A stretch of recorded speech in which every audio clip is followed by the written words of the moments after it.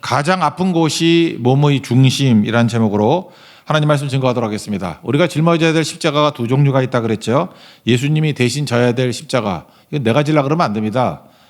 죄짐, 죽음, 심판, 이건 내가 짊어질 수 없는 겁니다. 그래서 죄 문제는 예수님께 맡겨야 되고, 죽음 문제도 십자가에 맡겨야 되고, 심판 문제도 예수님의 십자가에 맡겨야 됩니다. 그러지 않으면 이거는 뭐 율법주의고, 그걸 믿음으로 맡기는 걸, 그걸 살 길, 영생이라고 얘기를 한다는 것입니다. 근데 우리의 짐을 짊어지셨던 예수님께서 내가 져야 될 짐을 얘기를 하잖아요. 아무든지 나를 따라오거든 자기를 부인하고 자기 십자가를 지고 따르라. 그 자기 십자가가 뭐냐? 사명과 사람들이라는 것입니다. 오늘 내용이 그겁니다. 그래서 앞에 예수님이 져야 될 십자가는 수직적인 거고, 내가 져야 될 십자가는 뭐 수평적인 거다, 이렇게 말할 수 있다는 것입니다. 그럼 내가 져야 될 십자가 지는 게 뭐냐? 오늘 그게 지혜거든요. 지혜인데 분별력이겠죠, 일종의. 세 가지 얘기를 하고 있습니다. 베푸는 것이 지혜다. 베푸는 지혜를 가져야 되고, 두 번째는 이웃을 해하지 말라.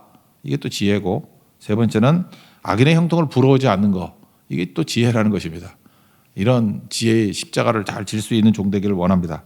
세 가지 차례도 살피겠습니다. 27절, 28절인데 베푸는 것이 지혜다라는 것입니다. 27절 읽겠습니다. 시작. 내 손이 선을 베풀 힘이 있거든 마땅히 받을 자에게 베풀기를 아끼지 말며. 우리 축복이 오는 네 가지 길에 대해서 설명을 했죠. 그중에 두 번째가 뭐였습니까? 은혜 베풀기. 룻기에 나오는 룻의 인생을 살폈죠. 룻이 헤세드인데 중심이 헤세드를 은혜라고 번역할 수도 있는데 제일 좋은 건 간섭이죠. 어려운 다른 사람의 인생에 이렇게 간섭해서 도와주는 거예요. 나오미 인생이 참 불행하지 않았습니까? 어머니 떠나지 않겠습니다. 어머니가 가는 곳에 가고, 어머니 하나님이 나의 하나님이고, 어머니 죽는 곳에 나도 묻히겠습니다. 그게 헤세드잖아요. 은혜를 베풀었죠. 여러분, 최악의 상황에 놓여 있는데 룻이 은혜를 베풀었더니 하나님께서 그 수십 배에 대한 은혜를 부어주시죠. 보아스를 통해서 결국은 메시아 집안에 어떤 뿌리가 되게 만들지 않습니까? 여기서 다윗 집안이 나오잖아요. 출애굽기 33장 19절, 어제 뭐 자세히 읽진 않았지만 나는 은혜 베풀 자에게 은혜를 베풀고 긍휼히 여길 자에게 긍휼을 베푸느니라. 여기 나오잖아요. 은혜 베풀면 은혜 베풀어 주고, 긍휼히 여기면 이게 행동이거든요. 나도 긍휼히 여겨 줄 것이다. 이 긍휼이란 단어가 스프랑크 디조마이거든요. 불쌍히 여기면 나도 너를 불쌍히 여겨 줄 것이다. 그러니까 대표적인 거죠. 우리가 받은 게 있기 때문에 하나님 앞에서 베푸는 자가 될 때 여기서 선순환이 일어나게 된다라는 것입니다. 그러므로 복이라는 것은 소유가 아닙니다. 부자, 뭐 많이 가졌다고 부자인가요? 베푸는 만큼 부입니다. 그러니까 많이 가졌는데 하나도 못 베푸는 사람 있어요. 성도들 가운데도 이렇게 부자인데 되게 인색해. 그럴 때 속으로는 그러지, 안타까움이 좀 있죠. 왜 이렇게 인색하죠? 가난한 사람이다, 그런 생각이 들어요. 돈 많은 가난한 사람. 반면에 뭐 그리 많지는 않은 것 같은데 그냥 다 베푸는 사람들을 볼 때 영광을 보고요. 그 다음에 존엄 같은 걸 느끼게 된다는 것입니다. 이런 생각나네요. 마더 테레사 그 책에 보면 그런 얘기가 나와요. 어떤 캘커타에 있는 그 굶는 아이가 있어서 그 먹을 걸 줬답니다. 그 허겁지겁 먹어야 될 상황이래. 너무 애가 미급한 상황이었기 때문에. 그런데 그 먹을 거 줬더니 잠깐만요 그러더니만 가지고 어디 갔다 오더라는 거예요. 어디 가냐 그랬더니 옆집 친구 주고 왔대요. 나도 배고픈데 옆집 친구가 더 위급한 상황이라서 주고 왔답니다. 그때 마더 테레사가 그런 얘기를 하잖아요. 가난한 아이인데 내가 그 아이에게서 존엄성을 봤다고. 가난해도요 함부로 할 수 있는 사람이 있는 반면에 이런 사람 함부로 못 하잖아요. 존엄함이 생기는 거죠. 우리 크리스찬들은 그렇습니다. 항상 베푸는 자가 될 때 거기에 영광이 있고 존엄성이 있어요. 뭐 제가 직접 경험하는 건 아니지만 내가 그분들한테 좀 죄송은 한데 뭐 들었던 얘기예요. 그 사모님들 모임이 있었대요. 사모님들. 제가 아는 목사님 얘기인데 사모님들 300명 정도 모여가지고 이렇게 뭐 세미나하고 뭐 그럴 수 있죠. 그래서 사모님들 뭐 준다고 뭐 선물을 300개에서 조금 넉넉하게 준비했는데 320개쯤 준비했는가 봐요. 모자랐대요. 그래서 되게 나는 그 얘기를 듣는데도 부끄럽더라고. 아, 부끄러워. 이런 거죠. 그 300명이 모였는데 300개를 준비하면 300개가 딱 맞으면은 되게 영광스럽겠죠. 그런 거예요. 그런 거. 그러니까 뭐 이유는 잘 모르겠어요. 내가 현장은. 그렇지만 부끄러운 거죠. 300명이 안 돼 320개가 모자라면 부끄러운 거지. 제발 우리 권사님 집사님들 뭐 챙겨가고 뭐 집에 있는 아이들 이런 거 하지 말고요. 이게 딱 맞아 떨어지는 게 참 좋다고 생각을 해요. 이번에 말레이시아 선교를 갔을 때요. 타이거 새우라고 타이거 슈림프라고 그거 하나에 우리나라에서 한 5만 원쯤 하는 거를 어떤 집사님이 이렇게 대접을 했어요. 물론 거기서 한 1만 원쯤밖에 안 했어요. 51명 가고 거기 목사님들 오셔가지고 한 56명 했거든요. 예약을 56개를 했어요. 2개가 모자랐어. 나는 이게 참 처음 부끄러웠어요. 부끄러웠는데 아무리 봐도 아무리 빨리 먹어도 이게 이따만한 새우기 때문에 한 사람이 2개 먹은 사람이 2명 나올 리는 없어. 그 중구놈이 안 준 거야. 속인 거예요 2개. 그래서 내가 존엄을 느꼈어. 우리 문제 아니고 니네가 안 줬다. 그 주인이 내가 볼 때 되게 초라해 보였어. 돈만 많으면 뭐래. 돈 많은 짱깨 같은 놈. 그런 생각이 들더라고. 많이 갔다고 2개 속였어. 우리는 2개 안 먹거든. 그래서 2명이 괜찮습니다라고 하면서 한껏 그 사람들을 부끄럽게 만들고 왔어. 2개 안 줬어. 다음에 또 가서 또 한번 시켜봐야지. 이제는 손도 안 떼고 새 보고 먹을 거야. 부끄러운 거죠, 그거. 그렇죠. 이렇게 단체로 가면 속이고 막 그러는 거 부끄러운 거죠. 이런 겁니다. 베푸는데 영광이 있습니다. 그런 모습도 있었으면 좋겠어요. 우리 한국이 영광스러운 게 뭐예요? 뭐 이유는 뭔지 모르지만 뭐 휴대폰 두고 뭐 갔다 오고 카페에서 뭐 노트북 펴놓고 갔다 와도 안 없어진다.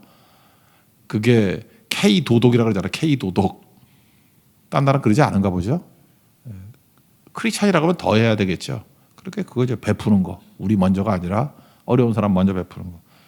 나는 인도 캘커타에서 이 마더 테레사 얘기를 듣고 캘커타 사람들 무시 못하겠다는 생각이 들었어요. 가난하지만 존엄이 있다라는 것입니다. 또 한 가지 이해가 드는데 나이 들면은 뭐 치매 때문에 그러는지 뭐 아니 치매 아니라도 이렇게 잠깐 기억을 못 하시는 분 있잖아요. 못 하시는 분 있는데 그런 얘기 들었어요. 이게 비밀번호 잊어버리는 분들 많잖아요. 근데 그 열쇠 하시는 분한테 들은 얘기거든. 그 어떤 어르신이 대문 그 비밀번호를 잊어버린 거예요. 그래서 자녀들이 외우기 쉽게 9999로 해놨어요. 9999. 그리고 어머님 잊어버리면은 비둘기라고 외우세요. 비둘기가 999잖아요. 근데 어머니가 비둘기는 기억이 났는데 999가 기억이 안 나는. 그래서 비둘기인데 근데 그 도와주는 분이 9999를 눌러서 열어줬어요. 나는 그분이 너무 마음에 들더라고. 그게 뭐냐면 상대방을 배려하고 아픔을 이해하는 거잖아요. 생각을 해보는 거 아니에요. 왜 이분이 비둘기라 그러나. 이런 게 저는 베푸는 능력이라고 생각합니다. 우리에게 그런 마음이 있어야 돼요. 마음을 읽을 줄 아는 거. 그렇죠? 그런 마음이 꼭 있어야 된다는 것입니다. 또 하나는 이거죠. 28절 읽겠습니다. 시작. 내게 있거든 이웃에게 이르기를 갔다가 다시 오라. 내일 주겠노라 하지 말라. 미루지 말라 그런 거죠. 감동이 사라졌을 때 하지 말라. 그러니까 쇠도 달궈졌을 때 치면 쉽다는 거죠. 베푸는 마음이 뜨거울 때 베풀어야 된다. 옛날에 그렇게만 해석을 했거든요. 다시 보니까 가난한 사람의 자존심을 짓밟지 말라. 그렇게도 해석이 되더라고요. 이웃에게 갔다가 내일 오라. 내 문제가 아니라 그 사람 얼마나 자존심이 상하겠냐고. 그렇게 하지 말라. 제가 볼 때 가난한 사람의 자존심을 상하게 하지 말라. 이게 맞는 것 같아요. 누구 도와주면서요. 사진 찍는 거 제발 하지 않았으면 좋겠어. 우리는 안 하죠. 뭐 이렇게 뭐 갖다 주면 뭐 물품 뭐 1억 해가지고 뭐 동그라미 몇 개 치고. 얼마나 굴욕감을 느끼겠어. 안 그렇습니까? 저한테 어떤 분이 밥을 차려주면서 목사님 숟가락 떼지 마 그러면서 불쌍한 목사에게 밥 차려준 거 사진 찍고 간다 그러면 내가 굴욕스러워서 먹겠어 그거? 똑같잖아요. 근데 왜 가서 사진 찍어? 그거 하면 안 되겠죠. 그런 거죠. 존중해 주는 거. 그런 거 잘해야 된다고 생각합니다. 그래서 베푸는 것이 지혜다. 그리고 약한 사람을 중심으로 생각을 하는 거, 그걸 뭐라 그러냐면 영적이라 그래요. 스피리추얼. 강한 사람 중심으로 생각하는 것을 육적이라 그래요. 우리 교회가 영적인 교회가 되기를 원합니다. 제목이 그렇잖아요. 가장 아픈 것이 몸의 중심이 되잖아요. 손가락 아파봐요. 그러면 손가락 중심으로 이렇게 움직이잖아. 그죠? 다리 다치신 분이잖아요. 다리 기부서가 다시는 분들은 약한 다리를 중심으로 행동하던데, 그렇잖아요. 우리도 그렇습니다. 약한 사람을 중심으로 움직일 때 그걸 영적이라 그런다고. 그래서 강한 사람은 약한 사람을 중심으로 베푸는 그런 모습이 있는 거. 그게 십자가 지는 인생입니다. 사명과 사람들 세울 수 있는 우리 믿음의 종 되기를 바랍니다. 두 번째는 이웃을 해하려 하지 말라. 29절 30절인데 읽읍시다. 29절 3절 두 절입니다. 시작. 내 이웃이 내 곁에서 평안히 살거든 그를 해하려고 꾀하지 말며 사람이 내게 악을 행하지 아니하였거든 까닭 없이 더불어 다투지 말며. 그러니까 우리 새신자들 오거나 이러면요, 이렇게 자꾸만 이렇게 간섭하지 말라는 거예요. 잠깐만 뭐 나이가 몇 살이니, 뭐 직업이 뭐니, 수사관이 수사하듯이 잠깐 묻지 말라는 거예요. 사람이 자기가 말하고 싶은 거 다 말해요. 말하는데 말하기 쉽지 않으니까 말을 안 하는 거 아니겠습니까? 시간 지나면 다 아는 건데 제발 묻지 말라고요. 뭐 가정 문제, 뭐 자녀 문제, 잠깐 공동체 이렇게 후벼 파는 거 이런 거 옳은 거 아니라는 거죠. 이간질하지 말라 뭐 이런 거. 이건 이거하고 해석하는 게 좋겠네요. 어제 성경 공부 내용이 열왕기상 18장이었지 않습니까? 그 아합 밑에서 선지자 100명 숨겨준 사람이 있었죠. 오바댜라는 사람. 오바댜의 이름의 뜻이 뭐였어요? 오벳라는 게 종이란 뜻이고, 그래서 오벳 에돔 그러면 에돔의 종이에요. 그리고 룻의 아들, 룻과 보아스 사이에 아들 태어난 게 오벳이에요. 오벳. 그게 종이에요. 그 왜 종이라고 지었는지 모르겠어. 종. 뭐 겸손한 그런 의미겠죠. 그 오바댜 그러면 오베드 플러스 야가 하나님이거든. 여호와 야. 하나님의 종이란 뜻이에요. 오바댜 하나님의 종. 오바댜가 아합의 그 장관이었는데 그거 말고도 성경에도 오바댜서가 있죠. 오바댜서의 주제가 뭐예요? 에돔의 심판이거든. 그래서 오바댜 생각하면은 오벳 에돔의 종 이것도 생각나고 오바댜 그러면 에돔의 심판에 관한 얘기라고요. 참 에돔을 생각했습니다. 여기 지금 이웃을 해하려 하지 말라 할 때 대표적인 샘플이 에돔이에요. 에돔은 에서의 후예잖아요. 그러니까 야곱과 형제 국가죠. 그러니까 이스라엘과 그 동쪽 밑에 있는 에돔 거기 형제 국가라고. 그런데 남쪽 유다가 망할 때 느부갓네살이 3차 침공을 했잖아요. 와가지고 예루살렘 포위 1년 반 동안 포위고 다 굶어 죽이고 박살을 냈다고. 예루살렘 성전 다 파괴해버리고. 그때에 길잡이 노릇했던 게 에돔 사람이에요. 그러니까 남쪽 유다 백성에게 있어는 에돔 그러면 이가 갈리는 거예요. 그리고 지도자들은 포로로 끌려갔잖아요. 5만 명 정도 이렇게 끌려갔습니다. 예. 처음에 5만 명 뭐 해도 총 한 100만 명쯤 끌려갔어요. 예. 3차에 걸쳐서 끌려갔다고. 그러면 남쪽 유다에 남은 사람도 있을 거 아니에요. 힘없는 사람 남고. 항상 전쟁이라는 게 무서운 게 여자들이 어렵죠. 그래서 이건 역사에서 유대인들이 절대 말하고 싶지 않은 내용들이에요. 남쪽 유다 사람들이 자기 피의 순수성을 되게 얘기하잖아요. 그죠? 피의 순수성. 그래서 북쪽 이스라엘이 망하고 난 다음에 아수르에 망하고 난 다음에 남자들 다 죽여버리고 북쪽에 있는 이스라엘 여자들과 아수르 사람들의 혼혈족. 그래서 너희는 이스라엘 사람 아니야. 그래서 사마리아 사람이라고 부르잖아요.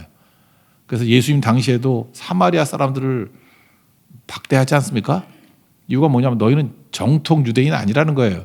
피가 섞였다라는 거예요. 그래서 너희는 사마리아 사람이다 그랬다고. 근데 남에게 눈물 나게 만들면 지도 피눈물 나는 거라고. 남쪽 유다도 망하고 난 다음에 이방 민족은 아니지만 형제 민족인 이 에돔 사람들이 와가지고 피를 섞어놨어. 상당히 섞였어요. 상당히. 그래서 남아있는 사람들이 오히려 피의 순수성이 없고 포로로 끌려갔다가 돌아온 사람이 순수성이 더 있어요. 근데 자기들도 부끄러워 얘기를 안 해. 그래서 그 피 섞인 사람들을 뭐라고 불렀냐면은 이두메인이라고 불렀어요. 이두메. 이두메인 중에 대표적인 사람이 헤롯이에요. 헤롯이요. 그래서 헤롯이 이두메 사람이기 때문에 아부도 하고 인정받으려고 하는 뭐 그런 것들이 나온다. 그래서 성전도 지어주고 그러잖아요.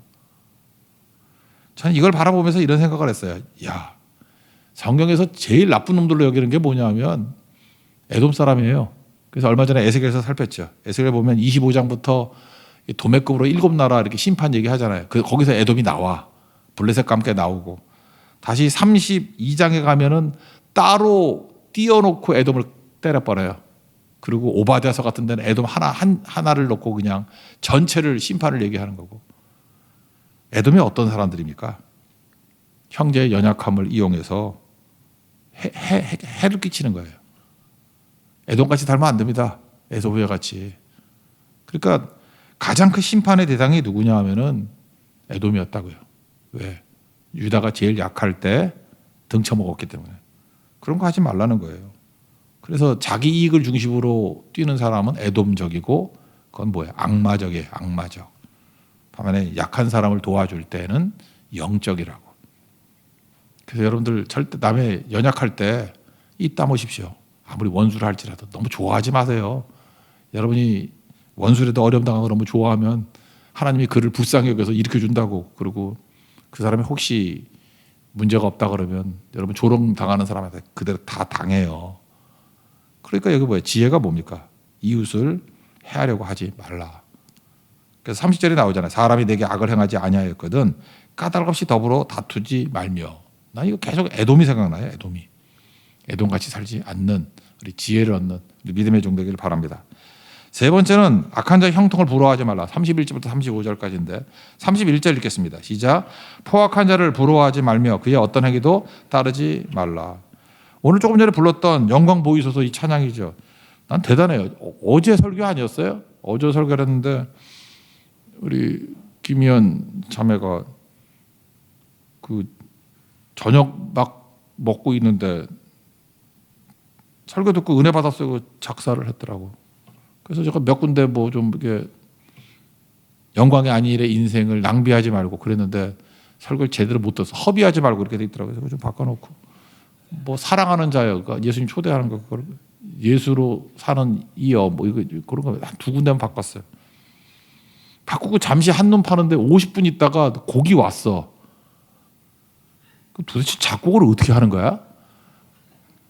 그거 챗 GPT로 한 거 아니에요? AI를 한 거 아니야?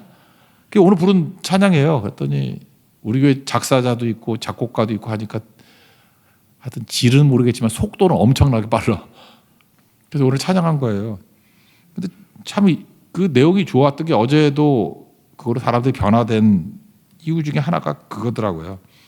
악인의 형통을 뭐 시기하고 부러워하고 속상해하고 이러는 거 자기도 그렇게 살았었는데 어제 말씀 가운데 하나님의 영광을 보니까 로마서 8장 18절에 나오잖아. 생각 가운데 현재의 고난은 장차 우리에게 나타날 영광과 비교할 수가 없다고. 그러면서 하나님의 영광을 사모하는 마음, 영광을 다 바라보니까 하여튼 몇몇 분의 고백이 그거예요. 하나님의 영광을 보기도 하고 영광을 위해서 기도만 해도 현재 고난 이기겠더라는 거예요. 이 고난이 작아 보이더라는 거예요. 뭐 악인의 형통, 여러 사람이 보이던 것이 다 사라져 버리더래요. 그래서 이제 알았다라는 거예요. 영광이라고, 영광. 저는 작사한 사람이나 작곡한 사람이나 똑같은 마음이라 생각합니다. 그죠? 영광. 그게 우리 힘이에요. 이거죠. 악한 자의 형통을 부러워하지 마라. 왜? 우리는 하나님의 영광 가운데 있는 사람이거든요. 영광을 보는 사람이에요. 그리고 이런 거 이길 수 있다 그런 거죠. 그러므로 우리는 영광이 뭡니까? 끝을 보는 거 아니에요. 그들의 마지막이 비참한 건데 뭐 그거 따지느냐 그런 얘기죠. 32절 33절 한번 봅시다. 끝을 보는 거. 시작. 대저 패역한 자는 여호와께서 미워하시나 정직한 자에게는 그의 교통하심이 있으며 악인의 집에는 여호와의 저주가 있거니와 의인의 집에는 복이 있느니라. 책 하나 소개해 드릴게요. 그 스위스 의사 그 폴 트루니에라는 분이 있습니다. 책 되게 잘 쓰는 분이에요. 이분은 의사 안 하는 게 나아. 글을 더 잘 써. 그 여러분들 꽤 됐네. 15년은 된 것 같다. 모험으로 사는 인생이라는 책이 있어요. 모험으로 사는 인생. 요약하면 이거예요. 우리가 생육하고 번성을 하는 하나님 말씀에 순종하고 사명을 이루라라고 하는 거에 순종하기 위해서는 반드시 필요한 게 뭐냐 하면 모험이라는 거예요. 모험이 없으면 생육하고 번성할 수도 없고, 결혼도 모험 아니야. 그럼 결혼 안 하고 어떻게 생육하고 번성해? 그러니까 모험해야 되고, 그다음에 하나님의 사명을 이루기 위해서는 배 안에 있으면 안 된다는 거예요. 그죠? Out of your boat. 그러니까 네 보트에서 나와야 무리를 걷지. 뭐 그런 개념이에요. 하여튼 모험으로 사는 인생. 그래서 사명을 감당하기 위해서도 모험이 필요하고, 생육하고 번성하기 위해서도 모험이 필요하고, 하나님의 뜻을 이루기 위해서도 모험이 필요하다. 그래서 이분의 책에 두 가지 모험을 얘기하고 있어요. 첫째는 신앙의 모험이 필요하다는 거예요. 그러니까 뭐 다니엘의 친구들 같으면 풀무불에 들어가는 모험. 그래야 예수님이 붙들고 결박은 풀리고 불 가운데 나오는 기적을 체험하죠. 모험, 신앙의 모험이 필요하다는 거예요. 다니엘도 신앙의 모험이 있었죠. 사자굴에 어인이 찢긴 걸 알고도 기도하잖아요. 그래서 사자굴에 들어갔다가 나오잖아요. 그러니까 신앙적인 모험, 이거는 뭐 다 아시겠죠. 근데 이 책에서 제가 감명받았던 얘기가 뭐냐 하면, 신앙적 모험이 첫 번째고, 또 하나의 모험이 뭐냐 하면 오늘 말씀하고 연관되어 있어요. 베푸는 모험. 나는 베푸는 게 모험이 될지는 몰랐어요. 그랬더니 사람들이 돈이 생명이래. 돈이 나를 지킨다고 생각하는데, 이 베푸는 건 뭐냐 하면 돈이 보호한다는 생각에서 하나님이 나를 보호한다는 생각으로 넘어가는 과정이래요. 그래서 베푸는 게 모험이라는 거예요. 모험. 언제 생육하고 번성하느냐, 언제 사명을 다하고 영광스러운 인생을 사느냐, 신앙적 모험 플러스 앞부분은 맨날 들어서 약간 식상했어. 근데 베푸는 모험, 이게 모험이라는 거예요. 모험. 여기서 신앙에 막 도약이 일어난다. 도약이. 주라, 그래야면 너에게 줄 것이니 후이 들고 흔들어 넘치도록 너에게 안겨주리라. 그런 말씀 있잖아요. 이게 모험이라는 거예요. 모험. 그러면서 예를 하나 드는데, 누가복음 18장에 나오는 부자 청년이잖아요. 그 뭐 어떻게 영생 얻습니까? 그랬더니 뭐 율법 지키라 그랬더니 어려서부터 다 지켰습니다. 그랬더니 예수님 규격격이잖아요. 그다음에 예수님이 뭐라 그래요? 한 가지 부족한 게 있다. 누가복음 18장 22절 보니까 한 가지 부족한 것이 있는데, 너 재산 팔아가지고 가난한 사람 나눠주고 나 따르라. 하늘에 보화가 있을 것이다. 그러니까 예수님이 정확히 본 거예요. 이 부자 청년의 문제가 베푸는 모험을 못하는 거. 근데 큰 부자인데 말씀 듣고 심히 근심하고 가더라. 이게 안 되는 인간이에요. 그러니까 꽝이지, 꽝. 신앙의 모험은 모르겠어. 근데 베푸는 모험이 없으니까 믿음이 없는 거죠. 이 친구가 영생이라고 하는데, 영생은 세 가지잖아요. 과거, 폴 트루니의 얘기예요. 과거의 영생은 뭐예요? 죄 용서 받는 거. 현재 영생이 뭐예요? 영생이 평안과 기쁨 아니에요? 그리고 미래는 천국 들어가는 거. 그런데 이 친구는 지금 영생을 어떻게 얻습니까? 근데 율법을 다 지켰다 그러면서도 사제의 은총을 못 느끼는 거죠. 지금 평안이 없는 거죠. 그러니까 불안하게 예수님 찾아왔지. 감격은 없는 거죠. 구원의 확신도 없는 거죠. 그러니까 영생이 없는 거예요, 이 사람은. 이터널 라이프를 못 누리고 있는 거라고. 그래서 예수님이 해결책 하나를 딱 주잖아요. 모험해야 돼. 말길 못 알아듣니까 재산 팔아서 가난한 자 나눠주고 나를 따르라. 너의 부족한 것은 베풀라. 그거 없다는 거예요. 저는 여러분 개개인의 삶 잘 모르겠습니다. 일단 모험하십시오. 모험하는 인생. 폴 트루니의 책, 아니면 뭐 인터넷 같은 데서 요약이라도 찾아봐요. 요즘에 AI로 요약도 잘해주대. 요약 봐요, 요약. 요약 봐도 도움 돼요. 근데 신앙적 모험도 필요하지만, 특별히 우리 한 주간, 우리 이제 6월달, 저기 베푸는 모험 한번 해보세요. 얼마나 하나님께서 놀랍게 일하시고 계실지, 그걸 깨닫게 된다는 것입니다. 어떤 사람은 그죠? 베푸는 게 난 돈 없어도 못 베푼다. 나 목사지만 불교 하나 소개해 줄게요. 무제칠사라는 게 있어요. 재물이 없어도 7가지 줄사자예요. 줄 수 있는 거. 무제칠사. 뭐 한자로는 얘기할게요. 화한시라 그래서 웃음 튀는 얼굴 줄 수 있죠. 저는 목사님도 불구하고 너무 그게 좋아요. 저한테 맨날 찡그리고 가는 분들이 있어요. 정말 힘들어. 축도 때 집에 가는 분들이 있어요. 난 상처가 안 되는 줄 알았더니 굉장히 상처가 되더라고. 나 날 개같이 여기는구나. 축도 안 받고 뭐 잠깐 쌓이니까 그래. 그러니까 웃음 주는 것도 줄 수 있는 거예요. 돈 안 들잖아. 아무것도 없어도 웃음을 줄 수 있잖아요. 그다음에 언시라 그래서 따뜻한 말로 경제해 주는 거 줄 수 있다는 거. 그다음에 심시라 그래서 따뜻한 마음 전달해 주는 거. 안시라 그래서 호의를 담은 눈. 어떤 눈인가? 눈 예쁘잖아. 그 예쁜 눈으로 이렇게 쳐다봐 주세요. 이게 격려의 눈빛으로. 신시라 그래서 몸으로 돕는 거. 그 뭐죠? 재능 기부 그런 거 있잖아요. 뭐 이렇게 무거운 거 들어주든지, 뭐 망가지면 고쳐주든지. 어제 그 우리 어린이 하나가 문이 끼었어요.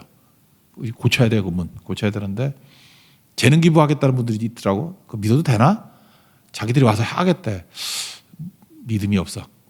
이찬용 간사 그 전문가 시키세요. 사람 불러. 내가 볼 때 더 망쳐놓을 것 같아. 하여튼 그런데 그런 마음이 있잖아요. 내가 돈 없더라도 이렇게 몸으로 돕겠습니다. 그런 거죠. 좌시는 뭐냐면 자기 있던 자리를 내주는 거예요. 내주는 거. 찰시라는 건 뭐냐면 이게 아까 내용이랑 똑같은 거예요. 굳이 묻지 않고 사람 속을 헤아리는 거. 사람이 이게 대답하기 싫은 거를 헤아려서 묻지 않는 거. 그런 것도 해주는 거래요. 한마디로 해서 친절하라는 거. 친절하라. 이거 할 수 있겠죠. 저는 이게 되게 중요하다고 생각합니다. 하나님 앞에서 이런 모습으로 서는 우리 신실한 종 되기를 바랍니다.